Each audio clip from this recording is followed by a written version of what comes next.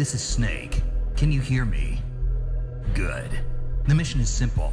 Put your geek pants on and infiltrate Foxhound. If you need backup, contact Ken and Chris on their codec frequency. Ready? Snake out. Oh man, I love Daredevil so much. You know, Charlie Cox signed the Save Daredevil campaign as his 2-year-old daughter. Fucking right he did. Oh, it's great. Although, it's funny, they did some, casting for Titan Season 2. Yeah. Cox was actually, cast for Batman. Sweet. Fan casting. Fan casting. Or not fan, what culture casting. Okay. But they cast Charlie Cox as Batman, and I was like, yeah, actually, that would be great. Mm-hmm. That would really work. Can't remember who they cast for Superman. Oh, okay, so I'll preface again. So I mentioned the Titans with the cliffhanger ending for the season. Yep. The other thing, there's two big things about this series that, while it is good, it's not great. And I'm hoping, as shitty as this sounds, they use this season to gauge fan reaction. Because when they showed that teaser trailer and they had it look like Robin was killing people, they said the fuck Batman part, Yep. and everyone exploded, and they're like, ah! All of a sudden now when you watch it, it's very clear. Now he doesn't kill them, he fucks them up brutally, but he doesn't kill them. The fuck Batman part actually works in context, but that was one of the first things I said. It was like, you said that, and I believed you. I said, okay, yeah. I bet you in context it makes sense. One of the complaints will be about how Dick Grayson is really grim and dark. At the period of time that he's in, he's at the point where he and Batman had a falling out. He's in the Robin costume. He's trying to figure out who he really wants to be. He's dealing with a lot of pent-up aggression and rage and darkness that he's blaming on Batman. So he's not going to be happy-go-lucky, right? The problem is, here's where it gets shitty, though, is that the editing is actually pretty fucking terrible. There's a lot of, scene cuts where you're just, all of a sudden you're just like, what the fuck just happened? Did any time pass? Obviously scene cuts suggest no time has passed, or this is happening simultaneously. So I'll give you an example. At one point, the Titans they're not the Titans yet, but they're kind of coming together. They're in one spot, and Dick goes, yeah, okay, if we're going to be a team, we got to be able to trust each other. We have to know what we're capable of. Immediately, scene cut, we see a barn in the middle of rural America. It's them in the barn, and he says essentially the same thing. In order for us to be a better team, we have to know what we're capable of. Just like that. And I remember just being like, wait, what the fuck just happened here? Right? Yeah. Okay? The acting is actually pretty good across the board. Robin looks amazing. He looks pretty awesome. The blue filter that they use in every single scene is kind of shitty. Okay? The actress that plays Starfire is really good, even though I hate her outfit. Yeah. Okay, it's nice that it's bright purple like it should be. But the fact that she looks like a fairly, a mid to high level of prostitute is jarring all the way through. She has a pretty good story arc. I'm not used to Raven being so young, significantly younger than the rest of them. Yeah. But it works. There's only a couple of times where I'm just things that she does, I feel like is stage direction, where they're just okay, when you're in this particular scene, throw your hood up and then walk like this so it looks like you're floating. Because the first time I saw her do it, I was like, why the fuck would she walk like that? She's trying to be stealth. So the hood up, I'm like, I'm okay with that. But this part here, I'm just like, Overall, I get kind of a low to mid budget feel from looking at it. Yeah. Which is understandable because DC's funding this themselves. It's their first show. Warner Brothers, though. Yeah, well, yeah, Warner. Okay, never mind. Warner should have cash for that. Yeah.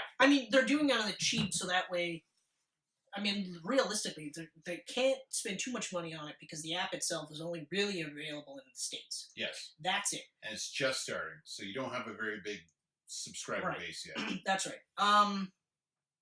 Overall, the characterizations of all the characters are actually really good. Okay. The fight scenes actually pretty good. Brutal, but at least with like Dick Grayson, because of the story, you know why it's brutal. Yeah. One of the scene cuts, the editing is, there's actually one scene where it shows Dick Grayson grabbing a shirt from like this angle, so it sees him, shows him this way grabbing a shirt. Then they scene cut from an opposite angle, showing him repeat the exact same action. So he's grabbed a shirt twice in the same scene. That's bad editing. Yeah, so it's like it's almost like a mirror cut. Yeah. And it's the exact same thing. Like, it's literally just him going like this, grab the shirt to put it on, cut, grab the shirt to put it on. So, yeah. So I feel like what they'll do with the next season, although here's the thing, the reason why they did a cliffhanger was originally the season finale. What was going to be the season finale is going to be the season opener. Okay. Yeah. Okay. So, we'll see how well it plays out. But like I was saying, so I feel like they're going to gauge reactions. Like Johns, Jeff Johns specifically, he said with Dick Grayson, like, there's a small portion where he's Robin without Batman and then he's Nightwing.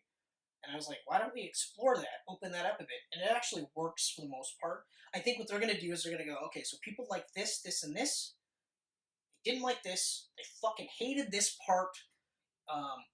Strangely enough, they saw through our editing tricks, and they know we're fucking terrible for editing.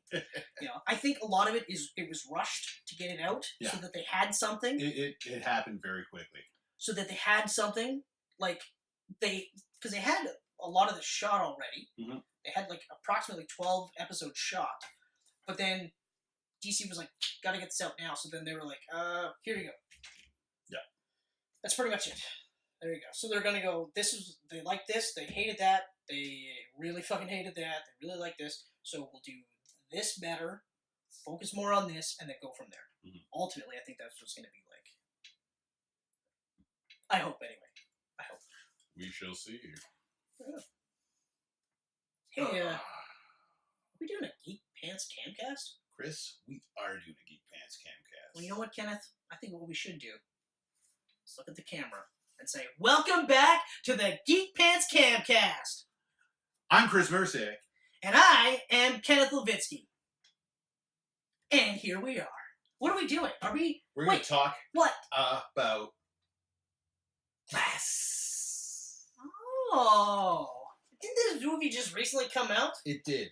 It did. It came out a while ago. Not too long ago. It really depends on when this airs. Somewhere That's between fair. That's true. Somewhere between 10 and 20 days ago. That's true. That is true. Depending on how well your editing skills go. Yeah, we'll see. Yeah. We'll see.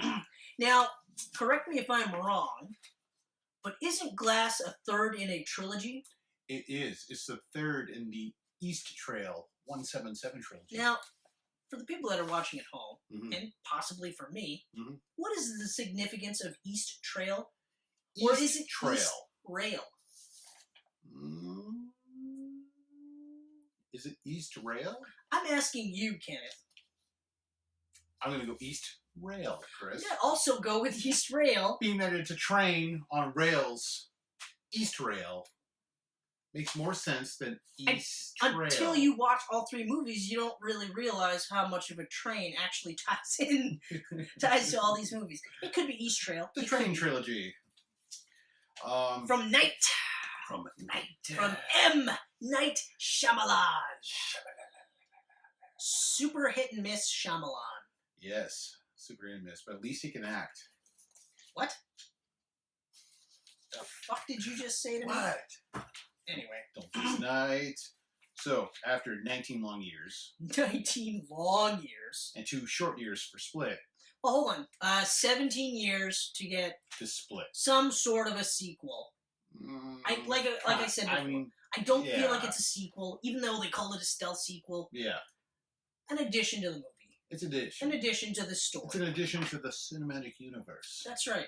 That Night has created for us. That is correct. Yes. Okay. All right. Yes. With Glass, you said this. It's a sequel to both Unbreakable and Split. Yes. While at the same think time, a little more Split being because an ending. Yeah. Yeah. Yes, it definitely ends things. Yeah.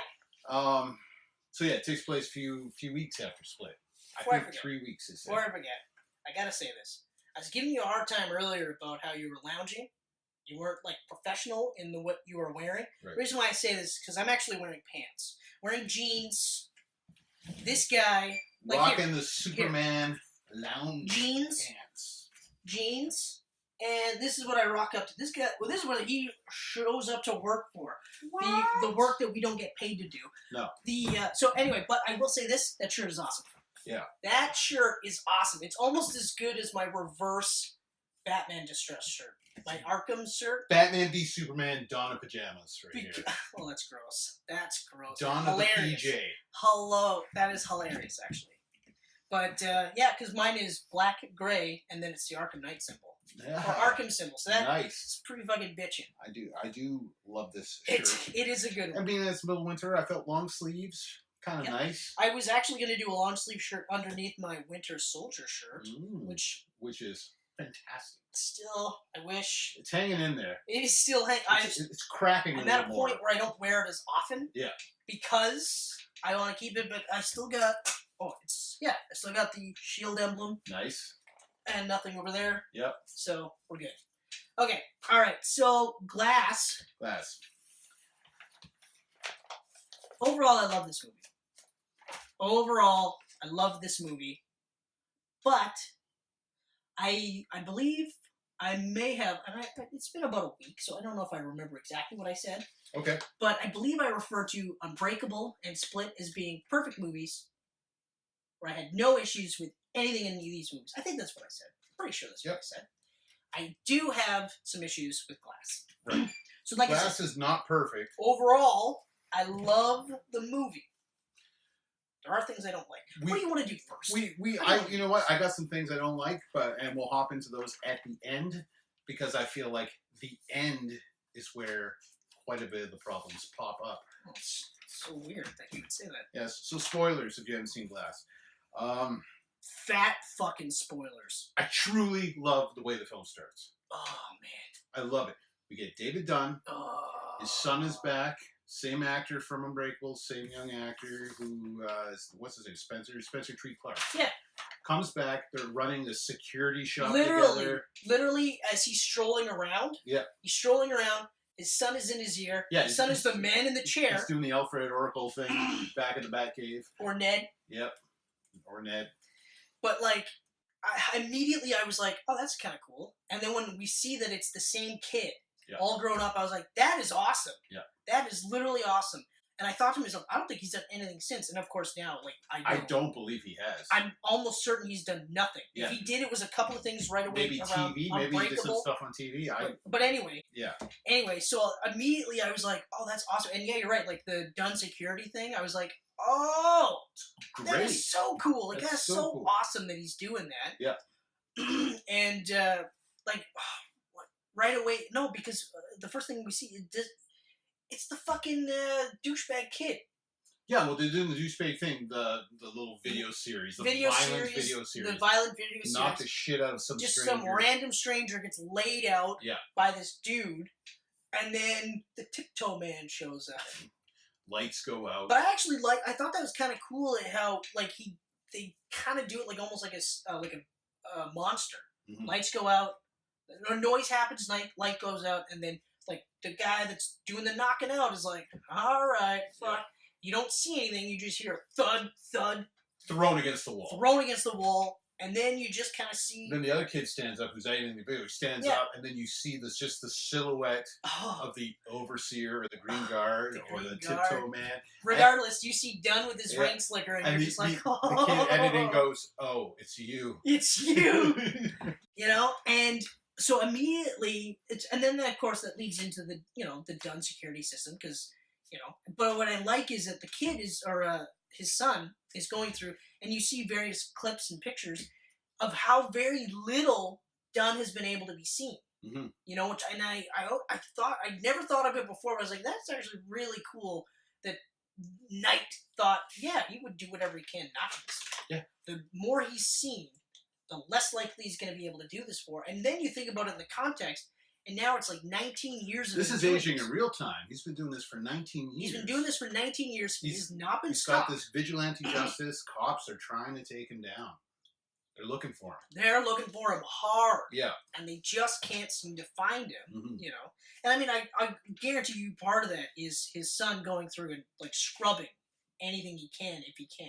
Yes. You know, which makes sense that he would do that. But even just the little bits that they get, I thought that was actually kind of cool. Yep. Because you never actually see his face, ever. No. I think you just saw this part here, and that was it. Yeah. A little bit of his nose. Yep. So then we hop over to... But first things first, how big was your smile when you saw Dunn in the green guard suit?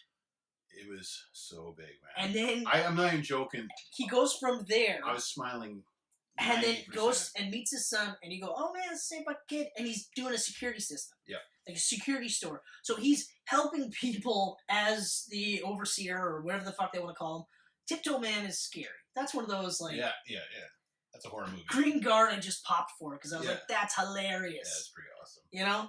And it actually kind of works. I like that. Yeah. I almost think I like that more than Overseer, just because I'm such an old schooler that I'm like, I know in real life, nobody would sit there and be like, you can call me the Green Goblin. They would just go, you kind of look like a fucking goblin.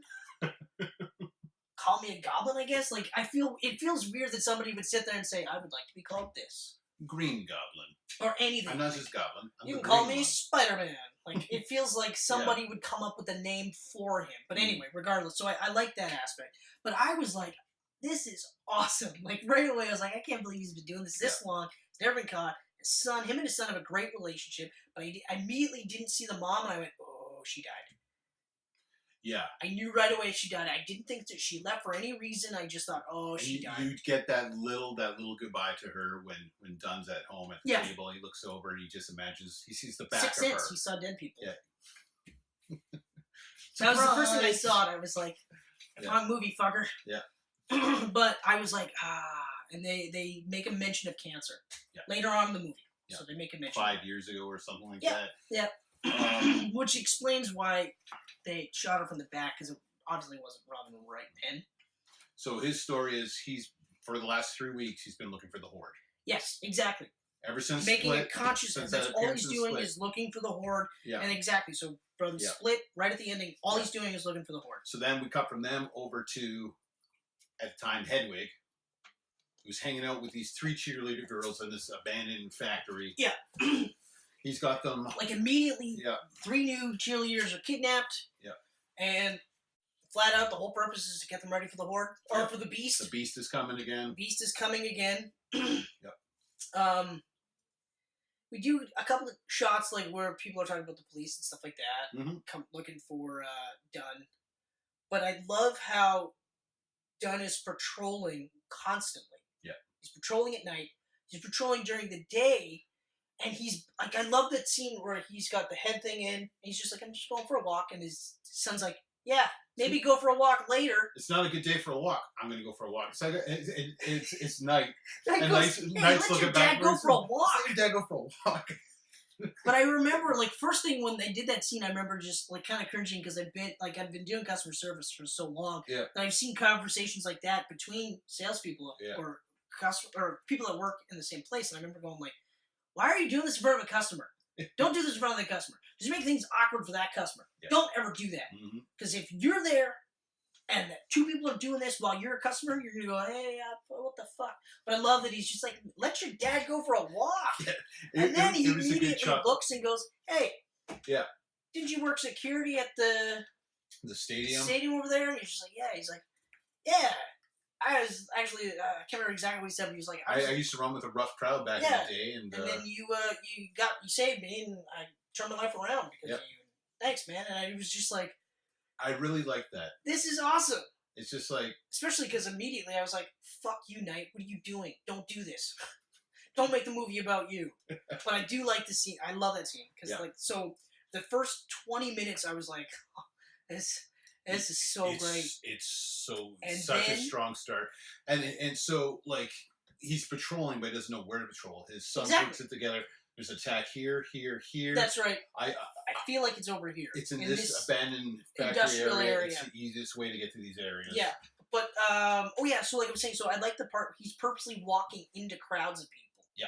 And I like it because it plays off of the inherent, not so much niceness of people, but most people, like, when they're in that position, and he's bumping into them on purpose, most of them don't say anything. They're just kind of like, okay, we'll leave him alone. But anyone that's watched, Unbreakable is just like, he's fucking... We know what we're doing. He's fucking trying to track people down. Yeah. And then, but then he sees Hedwig. Mm-hmm. Something about Right Hedwig. at the last minute, he's about to call the search off for the night. Yeah. Hedwig comes along. Just something about Hedwig kind of tips him off. Yeah. So then he follows Hedwig. Bumps into Hedwig, right? Oh, that's right. Yeah, he bumps into Hedwig. Him, and Hedwig's like, "Oh, sorry." Here's the part that I really liked about it was that he bumps into Hedwig, and all he sees is what pertains to Hedwig. Yes. He doesn't see any indication that this is more than multiple personalities or anything. And I thought that was a great touch. Like, immediately I said out loud, I went, he only saw Hedwig. Yeah. And I thought that was great. And so yeah, that's right, because they show all that stuff, and I remember just being like, oh man, this is great. But what I also like is when we follow Hedwig through that underpass where all the bums are, and it immediately goes from he's just like, like dying because of the smell, and then he takes his shirt off, and you're like, oh fuck. Here we go. And then the beast shows up. Yeah. And it's so crazy. Like, we talked about this in Split, but it's so crazy how now something as simple as McAvoy just going like this, and you're like, oh fuck, it's the beast. Mm-hmm. That's it. It's over. So he's eating these bums, which is weird because you think they were. He didn't eat the bums. He went to Transformer because they were broken like him. Yeah, that's correct. I was just about to say, like, why he would you eat them because they're broken? That's right. Because while he's down there, that's right. David's rescuing those girls. That's right. In the factory. That's right. So he gets the girls free. Well, he just breaks the friggin' bars off. Well, I was like, oh man, this is awesome. Yeah. It's so awesome. So they're free. Well, hold on. Then back up. So he's in that tunnel. Yeah. Sees the bums. Yes. Turns into the beast. And then goes back to the girls. And then goes back to the girls right away. Okay. Mm-hmm. All right. Yeah. Yeah, because obviously they're broken. Yeah. To some degree, they're bums. They're broken. No offense to any bums who have Wi-Fi. Yeah. Sometimes my mouth gets ahead of me. Anyway, so that's right. So we see him saving the girls, or attempting to save the girls, and boom, we get a fucking fight scene between David Dunn and the Beast. Yes. And it is immediately awesome. The way it is shot, and then now I love this. Again, we talked about this in Unbreakable. The way Knight shoots things. You know what I mean? Oh, I know what you mean. It's. Say what you will about him. It's uncommon. Sure. It's fresh. Yep. Sure, he is hit and miss, but the guy can shoot. Yeah. Like, even After Earth, which I know they tried everything they could not to tell people it was an M. Night Shyamalan movie. Yeah. And they basically went like, it's Will Smith and his son! It's just Will Smith. And the guy that did The Sixth Sense, but we don't really want to talk about that. But Will Smith! And that was a garbage movie. Yeah. And I wanted so badly to like it. I will say it was about 90% better than The Last Airbender. So, hey, he was moving up in the world. I never even wanted to watch that because it looked like garbage. Plus, I was never a fan of the show. Or I never watched the show enough to be a fan, so I could care less. It was garbage. It was big I time heard garbage. it was not even before the so bad. The whitewashing. Yeah, everything just looks so ridiculous. It's just bad. Anyway. So the girls that David saves, they go, where is he? And then David just slowly goes like this. Yeah! And then we get first-person view of the Beast. So now the camera's coming in at David and the girls upside down. Oh, I loved that shot. And then it goes behind David, and you just see the Beast like emerge from the darkness on the ceiling. Oh, that was so awesome. Just like, here we go. Oh, Here we go. it was so crazy. And he throws that giant desk, and then David catches it. I was like... Throws it, he tells the girls, get out of here. Yeah, throws it back. Catches it. Yeah. Throws it at the one chick, of the girls. fucking lays her out. I was like, out. oh, she's dead. She wasn't. No. But I was amazed by it. She's I was got a like, headache. how is she not dead? She's got a headache now. Yeah, that's it. Just a headache. She's a superpower too. Hey. Now she knows. So then the Beast. But that was awesome because he just goes like this, throws it back, and then again throws it again. I was like, fuck, I can't get over this. And then they just, fuck. Well, they go like this. They're going at it. They're in it, and they're. Here's the thing that I walls. liked about this was, it's the same thing I said like in Unbreakable, where this is an ugly fight. Mm-hmm. This isn't like choreographed, like Superman and Zod, beautifully fighting. Okay, this is one guy fighting like an animal. Mm-hmm. So it's whatever he hits you with is what he hits you with. Yep. Like at one point, he literally Dunn's got him, and he crawls up the wall to flip over him, type of thing. Yep. It's just an ugly looking fight. And Dunn, even though he's been doing this for a long time, is just a bare knuckle, like a boxer type fighter / hold you, grab you type of thing, and throw you. So they're throwing each other into these things, into like old support team. It's the look on their faces too. Like David, the look on his face is like, this guy is as strong as me, and then even the Beast is just stronger. The Beast is just like, what the hell? Exactly. They're both looking at each other like, yeah, you're strong, like me, maybe stronger. And then the Beast does this again on David, and David's just like, ugh. Like at first he's like, oh, and that's then where he's just like, you really see the look on the Beast's face, and like, what the fuck? And then they do that, like they get thrown out the, or no, he topples goes him out like the this window. towards the window. I love that part where he's just shuffling them back, and then it's just like, throw him out, and then you think, holy fuck, and then the cops show up. What you think are the cops? Yes, you think of the cops. Early spoiler. Not fully, but early. And at first I was like, damn you cops, because they both stand up and it's raining and they're both looking at each other. Visually, it was awesome because you're like, holy shit. And then you see the cops coming up behind David Dunn, like very slowly. And you're just like, oh, fuck. And of course, he's not going to do anything to hurt them. No. He doesn't want to. He just wanted to stop looking, for a moment, like he's like, how can I get out of here? Oh. His son shows up. That's right. Yeah. And he's talking to his son. He's like, I'll be okay. Yeah, exactly, exactly. And, man, what an opening. Half an hour. So now, that's just the opening. Half an hour, and I was like... I had chills. I'm like, this is everything I wanted. Exactly. I literally was like, oof. Because I remember the build-up to this movie, and the reviews came out, and critics shat all over it. Yeah. It was disjointed, looked like it was rushed, blah, blah, blah. What you see in the trailers isn't what you get in the movie. I disagree. What you see in the trailers is what you get in the movie. You just don't realize how long they spend in one spot of the movie. I mean, I don't know what people were expecting, though, because... But that's the other part, too. Unbreakable's not a fast-paced movie. And that's exactly it. Like, so, it's like, I thought about it, because I'm watching it, and I'm going, like, if you watched Unbreakable, if you're one of the 20 people, obviously it's more, but it seems like it's a small group of people that watched Unbreakable. And was like, no, you don't understand. That's a fucking great movie. Yeah. It's a great movie. It's a great superhero movie. One of the best superhero movies of all time. Okay? Nothing about Unbreakable is a conventional superhero story, except that it's an origin movie. Yes. That's it. That's it. That is it. Okay, like I referenced Spider-Man because it's an origin story of David Dunn and Elijah Price, Overseer, Mr. Glass. Okay, just like Spider-Man is an origin movie for Spider-Man and Green Goblin. That's it. Everything else about this movie is unconventional. Sure. So again, like you said, I agree. I don't know why they thought it was going to be like Avengers. Right. So, like. Yeah, we're gonna have this big, huge. Well, we'll get to it, but like conventional, right? Like I'm watching this and I'm going, "This is everything I ever wanted." Stupid me, because that would be conventional. I should have saw what was coming, but we'll get to that. I feel the same way because even with the trailers, like they end up in the asylum. Yeah, you know that. Which I was okay with, though I have to say that is the worst guarded frickin' facility in the world. You know what I love about you, Kenneth? These 3 guys are super powered. Let's have no guards. You know what I love about you, Kenneth? What's that? Shell and I said the same thing. Yeah. Like literally, we got water and lights. We don't need to pay for guards. Exactly.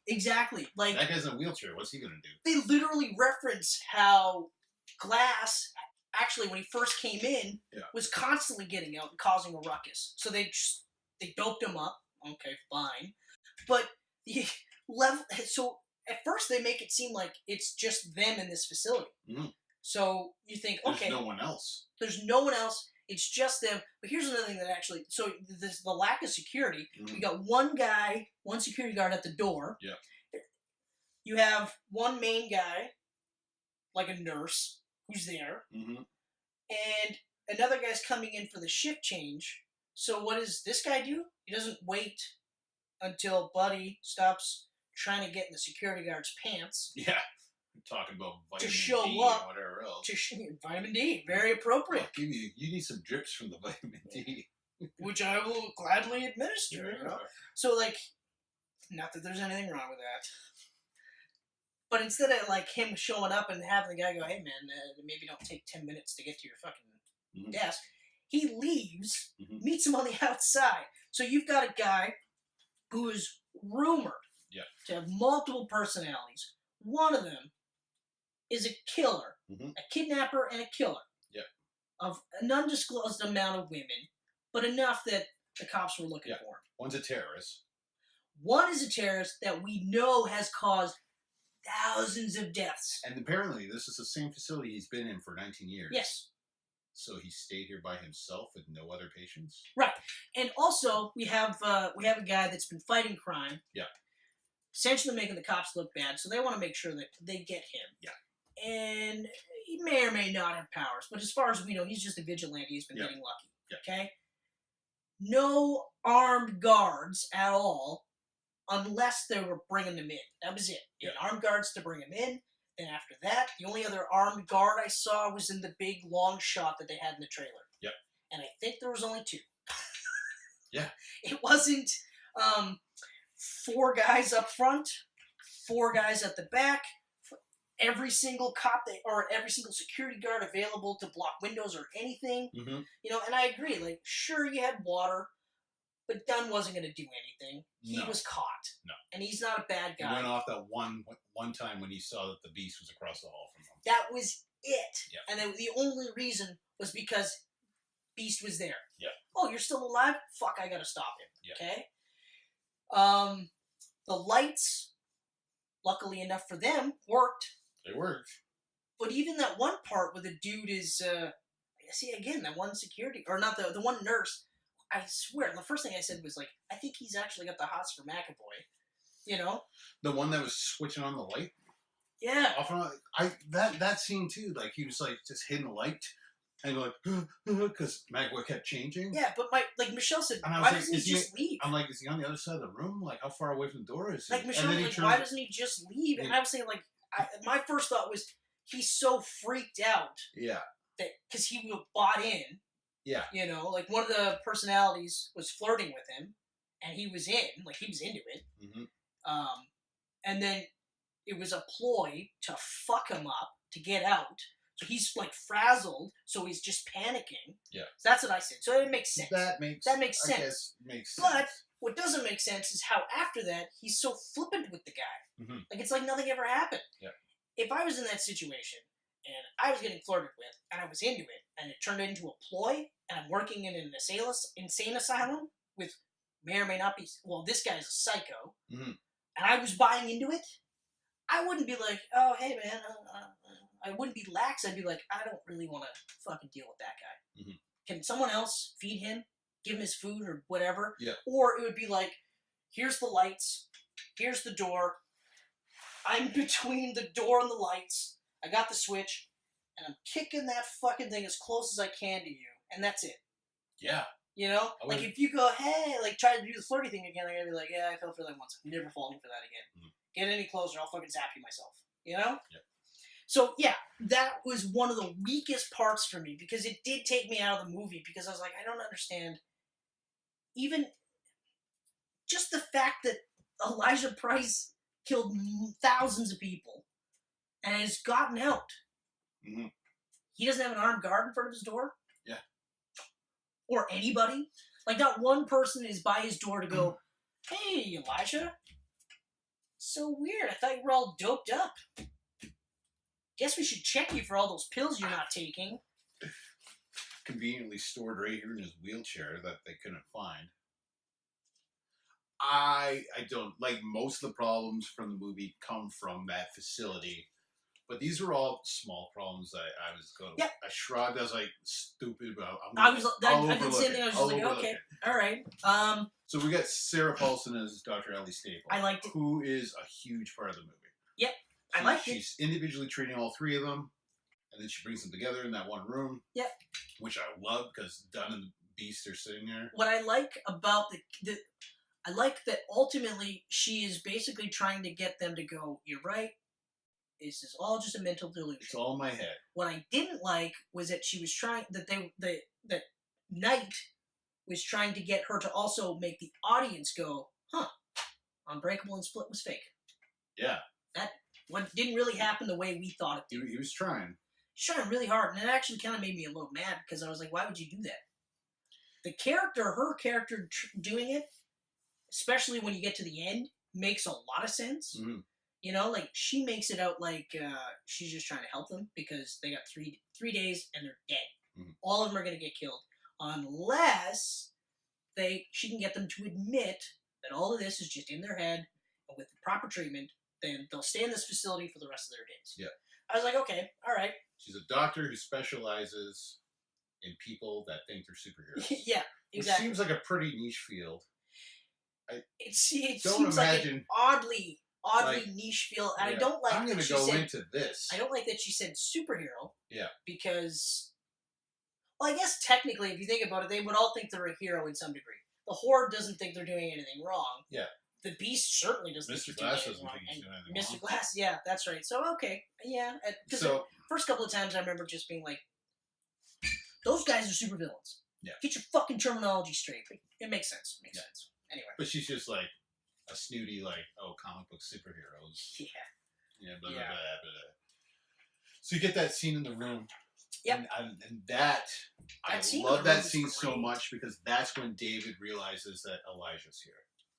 They wheel Elijah in and he looks up and he's like, you gotta be kidding me. It's bad enough I'm here with this fucker. Yeah. Who should be dead. Yeah. Why is he here? And this guy's here. He's alive? He killed hundreds or thousands or whatever he said. You kept him alive. And I felt the same way too. Like, it's odd that you would keep him alive. Yeah. One of the death penalty in Philadelphia? Hmm? No death penalty in Philadelphia, I take it? I guess not. One of the things that, one of the reviews I read from What Culture was that they said that Casey's plot in the movie was completely extraneous. Mm. She did not need to be in that movie. You could take her out, and the story could go roughly the same. You could take her out. It was just to have that human connection to one of the other characters. Well, that's my argument. That's why I feel like you couldn't take it out. I got a real Beauty and the Beast vibe from the two of them. Yeah, it was the only part that fucked me up about it was that we're not too far removed from Split. It's 3 weeks, but 3 weeks. She didn't have a problem with any of them besides the Beast, and the Beast let her live. It does just seem really weird that her stance was very staunch, like he can't be killed. It's not his fault. If we can get Kevin Wendell Crumb. We can get Kevin Wendell Crumb out, and if he can stay, he can take over in the light, then we don't have to worry about anything else. Yeah. What I didn't like was that she really made it sound like it was something as simple as having Kevin just go, okay, guys, like, this is it. Never mind that he's got, like, 29 or 28 other personalities in his head also going, fuck you. Mm-hmm. And the Horde is the majority. At this point in the movie, they're the majority. Yeah. So they're the ones that are actively making it so that Kevin can't come out. Okay? But they're starting to not believe in the Beast as much because of Ellie's treatments.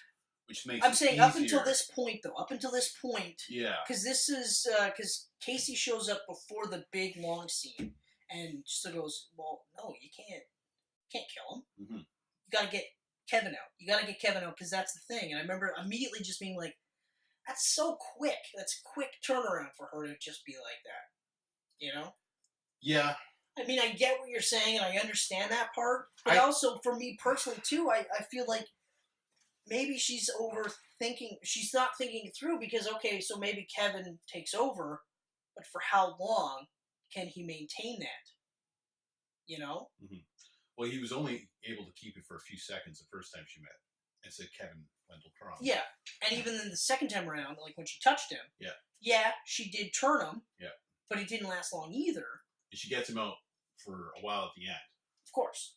Which I was okay with. Yeah. But I mean, it's just weird that she made it seem like it was that simple.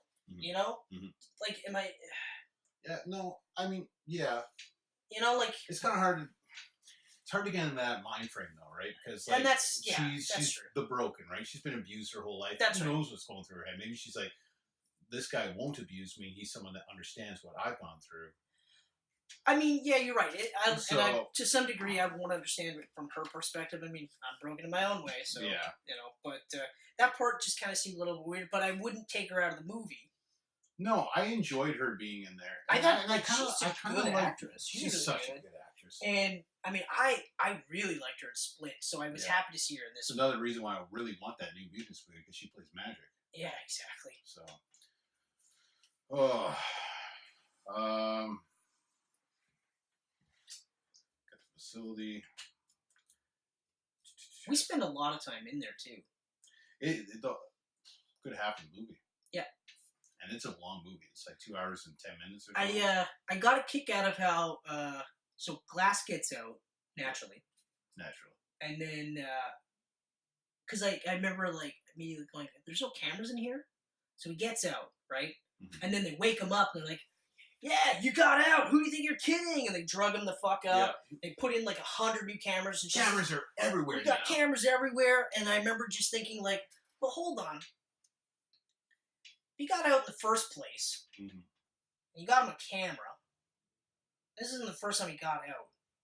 Why is it so easy for this cripple to fucking get out? Yeah. You know, and they just pawn it off like he's really super smart. We put cameras everywhere, but we won't hire another guard to watch your room. Yeah, we won't even hire a guard to watch your room. We'll just have the guard at the front door, what we think is the front door, and that's it. We won't hire any more nursing staff, even then, you know. I remember there was the one scene where the guy had the flashlight, and Michelle was like, oh, God. Like, she was like, he's going to abuse him. And I'm like, no, he's fucking scared of this guy, and he is testing it. He's doing this thing where I will fucking break every bone in your legs. Are you awake? You know, and fakes him out or whatever. But even then, I was like, yeah, but if you're that shit scared of him. So technically, you got two dudes that are shit scared of two of the guys here. But let's keep them on. Let's not have a rotating staff. I will say, with the final time that Glass gets out, he cuts that one guy's throat. Oh, my mom and dad came with me. Of course. It's just funny because I don't think they've even seen Unbreakable Split. So I was like, you guys are going to be really lost. Actually, I disagree. I said to a guy, like, he had said he watched Split. He and his girlfriend watched Split, and they were going to watch Glass. And I said, oh, man, have you seen Unbreakable? He said, no, but do I need to? And I said, no, you actually don't. They do enough of explaining it so that you don't need to. You have to watch Split. You can probably get away with watching both of them, but if you've seen them, it makes things a lot easier. It does. My mom was really enjoying Hedwig, so it kind of made it easy for her. She was laughing at Hedwig. But when that throat slash scene came on, she went,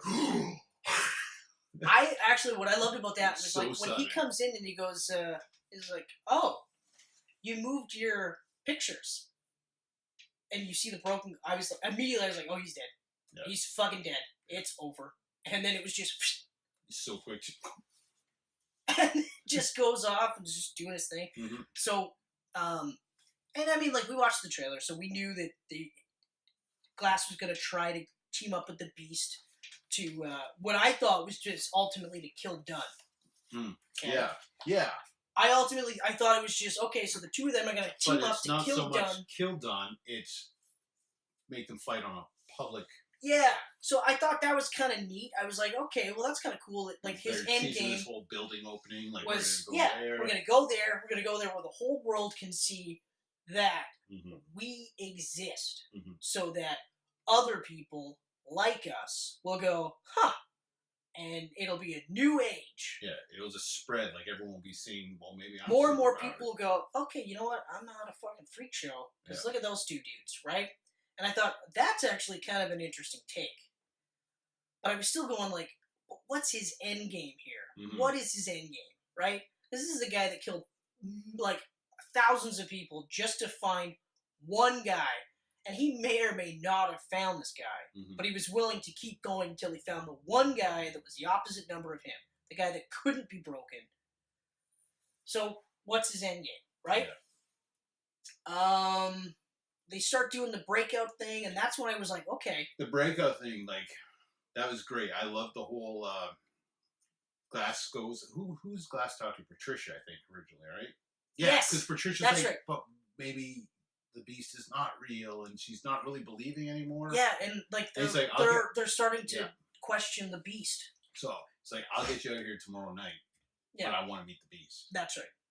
Which is awesome, because that meeting was so great. Like, the Beast gets right up. He's just like smelling him. He's in space, and he's just like, you better hope he likes you, buddy. Yeah, exactly. And I was like, man, like, that's when it started to get good. Yeah.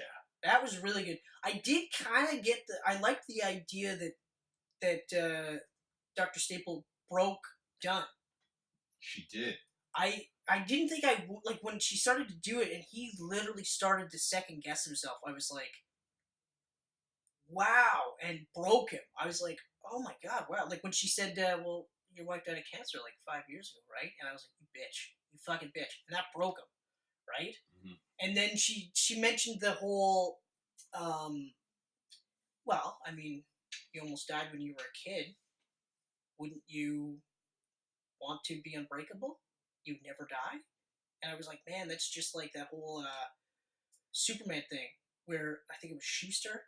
Schuster's dad was killed by being shot. Mm-hmm. And then he makes a character who's bulletproof. And I remember, like, I actually teared up because I was like, oh man, that's just like Superman.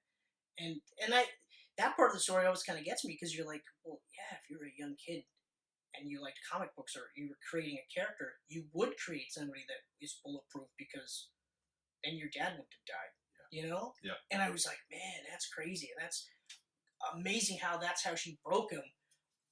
But the scene of him busting out of that thing. Glass goes over to the intercom and says, yeah, I shut the water tanks down. Yeah. We're out. Like, yeah, we're out. We're going gonna fuck shit up. Come and get us, kind of thing. Yeah, we're gonna fuck shit up, and only you can stop us. And then you see, like, they're still, like, working their way out of the building, and Dunn's already, like, making dents in the door, and I was like, you guys are gonna make to that building in time. Like, he's coming. But I loved how the first time he hits it, nothing. And you think, oh. But the second time, as soon as he sees that dent, he's like, all right. And then just kind of, all right, and then boom, right through it. Door flies down. You know, although I will say the shot of Glass decked out with the MG, I was like, baller! Yeah. That is awesome! That's so great. You know, and the other guy, the one guy gets killed the same way, just fucking broken. Yeah. And so then Dunn goes to the evidence locker, I guess you could say, or the keepsakes. Yep. Sees it, and he's like, fuck. Grabs his rain slicker, and I was like, oh yeah. Here we go. Oh yeah. And they have that awesome fight scene out in the fucking main yard. Now, Spencer and Elijah's mom and Casey are all converging, because this is the day. This is the third day. A little convenient that they all arrive at the same time. That part threw me, but I immediately was like, oh yeah, but this is the third day. This is the when day they would be getting This is when they would either be here and living forever, or getting killed. Yeah. So naturally, these three people are going to come and plead the case for the last final time. Yeah. So yeah, you got. That's that shot of, like, the two of them just staring each other down from opposite sides of the field. And the Beast is like, yeah. And then he just starts doing, like, actual X-Men Beast. And then X-Men Beast like galloping. And I was like, oh. Yeah. And they and he's got those girls inside that van, right?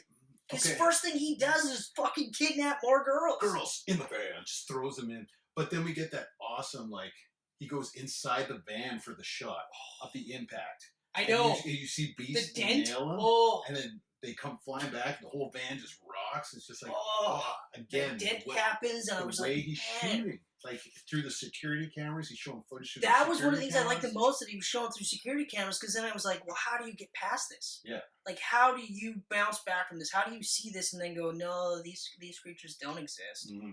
You know? And I mean, we do see how they're starting to get around this. Yeah. Yeah, because now we're kind of getting into where things really just fucking... This is where it goes sideways. Where things get unconventional, because, you know, Night needs to twist things up. Yeah. So cops show up. Yes. And at first, I'm like, okay, well, cops show up. And then I remember they showed a shot of the sniper, and they showed a tattoo. A clover tattoo, black clover tattoo, and immediately I went, what the fuck is up? What is that up? mean? Because it was after the shot, so the beast gets shot in the stomach, and I remember, who the fuck shot him in the stomach? That was my first thought was, why the stomach? And then they show the sniper, they show the clover thing, and I'm like, what the fuck is happening? And they literally show a quick shot of a puddle of water, and I went, what the fuck are they gonna do? And they grab Dunn, and they bring him over there, and I'm like, are you fucking for real? You're gonna kill them, right? And Glass has now been... Oh, that's right, I forgot about the reveal. We're hopping ahead there. I hopped ahead of the reveal. Okay, so they do the reveal because Spencer went and found out all Spencer went, but so did Glass. Well, yeah, so did Glass. Because I remember when Glass was looking at him, he was like, oh! I was like, what the fuck just happened here? Now, I called this right from Split. As soon as I saw David Dunn at the end of Split, I went, same train. His dad died on the same train. Oh, see, I did not make that connection at all. When they made that twist here, I was like, just like I called it in Split. So it wasn't a big surprise for me. No, it was a big surprise for me. I was like, oh, wow. Yeah. And I loved how they shot it. How they showed footage of him getting on. And then they showed his dad all shot new. Yeah. Scan over, and you see the switch. Yeah. And immediately now it's like right back to VHS or DVD, and you're just like, I literally was like, I love how they did that. I absolutely love how they did that. I was just like, what do you mean? And I'm like, I can't really explain it right now, but that's amazing. And I thought that was so awesome that was the case. And like when he says it, he's like Glass killed your dad or whatever, and the Beast is like, so and Glass is like, the Beast is just like what? And then like I love how Glass is just like, man, I created you. I created him. I created you. It took a little bit longer. Yeah. And I was like, you're too happy for this because you're dead. But he knew he was going to die. Because he told the kid, he's like, oh, not yet. Yeah, I know. But I mean, like, at the time I'm watching it, it was in retrospect, and I'm like, yeah, he knew. But at the time I was like, you're way too happy for this shit. You're dead. Like, you are fucking dead. Because of the big plan in the end. So the Beast fucks him up hard. Oh, he gives him that shot. Well, first he goes in that awesome Beast voice. Right on his shoulder. It crushes him first. Fucking right in there, and then gives him the shove, and I was like, oh my god. Like, and with every time... I appreciate that you let me out, but I must look out for Kevin. Yeah, exactly. And I remember just being like, holy fuck. Yeah. And one of the things, too, is like, so I get that his mom loves him unconditionally. Mm-hmm. And I like that at least she goes, hey, look, he did some bad things, but he's still brilliant. And I remember just thinking, like, he did some bad things. You're glossing over a lot here. Yeah. Okay? But mother's love. It's right? a mother, yeah. Okay. And she said, oh, you're spectacular. I was like, okay, all right. But ease up here, right? So you have that closure. And then we have... Beast throws David in the tank. That's right. And they're in the tank fighting. Oh, that part was awesome. Kind of cracking. And he's punching it. And then I'm getting happy because the fight's not over. Fight's not over. Yeah. And then immediately it's over. Immediately it was over. Because they fall out. Beast gets up. Starts walking away. Casey grabs him. Brings out Kevin. So now he's no longer bulletproof. That's right. Sniper. Right in the stomach still pisses me off. Yeah, right in the stomach. They show the tattoo. That's right. So they show the tattoo, and now, like I said, so now we're at the point where I'm like, what the fuck? So now I'm Glass is dying, I kind of had a feeling Glass was going to I die. had a feeling he was going to die too. I didn't really think Beast was going to die. I did not think Beast was going to die. So watching him die kind of bummed me out. But David dying. And David dying by having some faceless, nameless guy drowning him in a few inches of water. It made me so mad. I sat up, and I did the sit-up thing again. But this was not a good sit-up thing. No. I was like, they're not doing this. This was me. This was me, and I went, no. Oh, because he grabs Ellie's hand first. No. But here's where I literally, because I was like, what the fuck? And then I was like, and they show her through his view.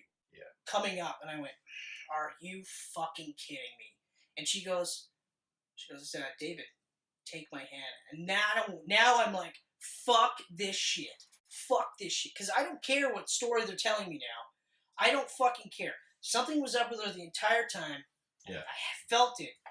But I was like, you fuck you, because you're killing David Dunn. You're killing it. Yeah, I waited 19 years to see him in a movie again. Okay?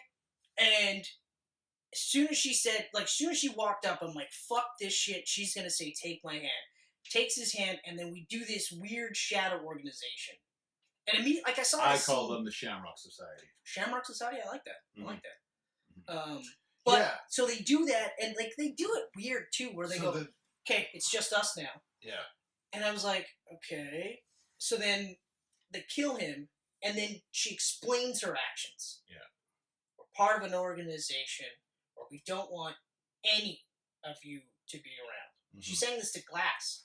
Yeah. Because she's got this reverence for Glass. And she's like, it doesn't matter if you guys do good or bad. We don't want any of you here. We're here to balance the scales. And I was like, okay. So now I'm like, okay, so you've been going around stopping other superheroes and making them think they're not thousands of years. You've been doing this. Thousands of years. Thousands of years. Since the dawn of time, this organization has been here to stop these things. So immediately, as I watch Spencer cry over his dead father, I'm thinking, so you've been around for all these years, and in 19 years you couldn't stop David sooner? You had to wait for this moment for him to be thrown into this facility? Exactly. You couldn't at any point 19 years he's been doing this. She knew his weakness. Yeah. Shortly after she got Glass. Yeah. She knew David Dunn's weakness. Or maybe not her, because she was new to this. Yeah. Okay? But they had Glass. This organization knew David Dunn, knew where he was, knew his weaknesses, but couldn't do fuck all until they pseudo-arrested them because they were a fake cop organization. Yeah. And they managed to bring him in. They couldn't do anything. They couldn't put a bullet in him. They couldn't drown him anytime sooner. So we get all of this, and we have him die in a puddle of blood, or puddle of water, which... A few inches deep. Just drown by... Okay, so what... Oh. It's the way he died that pisses me off. It's the way he died. The way he died. If Knight would have killed him in some heroic fashion, even just... If he died drowning with the Beast, I would have accepted that. I would have accepted that. The Beast wins. I would have accepted... I would have accepted... I would have rather liked some kind I wouldn't have liked it if the Beast won. Even if Kevin got out, I still would have been like... Because in the real world, it's really hard for you to go, look, I didn't kill those people. The Beast, the second, one of my multiple personalities that I have here, killed him. Mm-hmm. Some people will go, okay, I get that. Most people will go, burn. I don't fucking care what you tell me. Yeah. Your DNA is on these fucking people. You killed them. I don't care what you tell me. That's all you gotta burn. Okay? But, oh, man. He should have either died in a heroic fashion because he was a hero. Yep. He just, 19 years of just saving people. Yep. He was a good person, a good died father, in the line of duty. A good husband. Like a superhero normally goes. Yes. They don't get to grow old, live in the sunset. I would have even accepted, I would have hated it, but I would have even more accepted if they abducted him and took him somewhere. To some degree, yeah. He disappears. Yeah. I mean, I get it. What happened? I get it. They did it in a way that they could never, ever revisit that character. Yeah. Okay? But the other thing that really, really bugged me was that the whole purpose of this, ultimately, was so that Glass shows the world that these people exist. Mm-hmm. Okay, all right. The problem is that we've released this movie in 2019, where everyone's got a cell phone, where most people are going to go, yeah, but that's fake. That's fake. Yeah. Okay. The other thing is they do the mythology where they're like, okay, well, we did it in Philadelphia, so let's move on to the next city. Mm-hmm. Okay, all right, so there's more supers out there, whatever. But Glass is ultimately painted as a good guy by the end of this movie. It's a somewhat of a redemption story. It's kind of like Magneto. Magneto is a terrorist, but he has this view for the mutants. His number one goal is the mutants. Yeah. I don't think of Glass as a hero by any means. They really push it. Like, I mean, the ends justify the means. Sure, he killed countless people, but he did it so that he could get David Dunn out there. And then ultimately his end game is to show that the world, that we could be better than we are. Well, you know what? The movie's called Glass, so he had to have some kind of higher role in the whole thing. I do like that in the end, he beat them. He outsmarted them. He died. He was happy. He did beat the Shamrock Society. Though he didn't expect that society. And I love what he's saying to his mom as he died. This wasn't the limited edition epic finale or whatever. Yeah. This was an origin story. And it's just like, we would have heard or seen something of this society earlier. Yeah. It's just, it just felt like Night had to have a twist in there. Yeah. Yeah. Sorry, just really itchy. So. Or playing with himself. Okay, well, I had an itch of some sort. Okay, so out of the three, how do you rank it? The way they came out. Exactly. I was going to say the same thing. It's an easy rank for me. Glass. Literally. Like, Unbreakable and Split are very close. This is a good film, but it's incredibly flawed. And the disappointing end really soured things. And I mean, like, I guess, like, part of it is, like... And you know what? If this would have ended the way I wanted it to end, with that battle, I mean, you know what? Yeah, fans deserved better. David Dunn fans deserve better. 100%. But 100%. you know who else deserved better? David Dunn. Oh, hell yeah. Fuck yeah. And you know what? Willis was back in form in this movie. He was, like I said before, like, even in Unbreakable, it's not like he was doing anything. He was really subdued. Yeah. And he was subdued here, but it made sense. You were like, well, yeah, of course he'd be subdued. Yeah, but you know what? He wasn't his usual sleepwalker. No, like, you could see, like, even the banter in the beginning with his son. Yeah. I was like, yeah, because ultimately he's doing what he wanted to do. He's helping people. Yep. His entire existence is helping people. Mm-hmm. He's got a great relationship with his son. Yeah. You know? It's unfortunate that it ended the way it did, because honestly, if it would have ended the way I wanted it to end, this would have been the best superhero trilogy of all time. Yeah, exactly. It would have been better than Dark Knight. Yeah, exactly. 100%. Sadly, it ends very similar to The Dark Knight, where the third movie is the one that... It's just disappointing. Good, but... Twist. It just keeps on going. It doesn't end. Yeah. It's just like... Yeah, it has a very Dark Knight Rises ending. Yeah.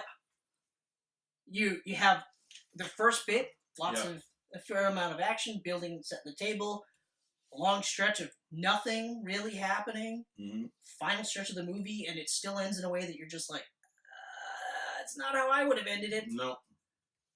I wouldn't have left the movie going like, hey, Alfred, remember earlier in the movie when I told you to go fuck yourself? Yeah. And then I made you think I was dead? But I'm really not? But I'm just going to do this weird thing where I go... Honestly, there was a part of me that was really like, at the very end when they're in the train station, everyone starts getting the videos, and you see the three of them smiling. I really thought that Spencer was going to see David in the crowd somewhere. There was a part of me that thought, he's not dead. I know. I was doing the same thing. I was like, please, that can't be the way he died. He's got to be somewhere. This is just a way to get him off the table. Yeah. So we think he's dead. The rest of the world thinks he's dead, but... Yeah. So overall, I like the movie. I'm going to own the movie.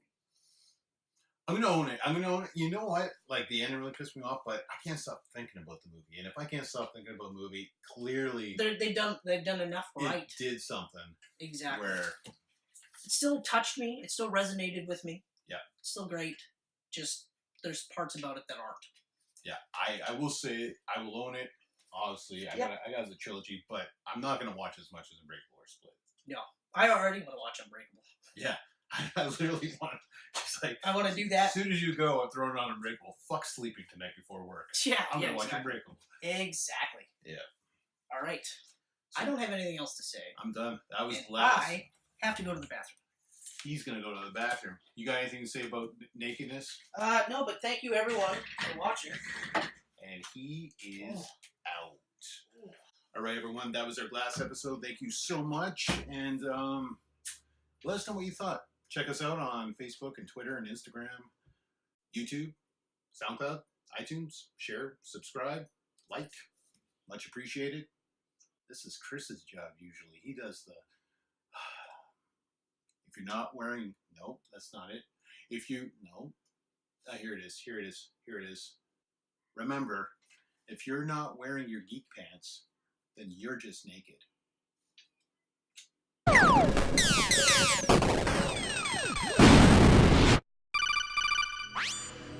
These pancakes are delicious.